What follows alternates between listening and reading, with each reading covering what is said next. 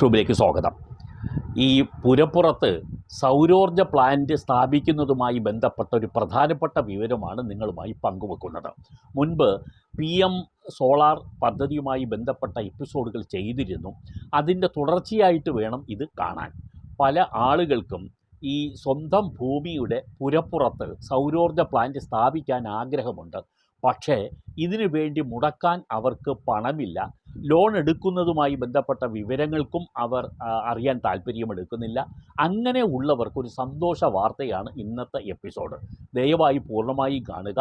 നിങ്ങളിത് മറ്റുള്ളവർക്ക് വേണ്ടി ഷെയർ ചെയ്യണം എന്നുള്ള ശക്തമായ ശുപാർശ കൂടി മുന്നിൽ വെക്കുകയാണ്.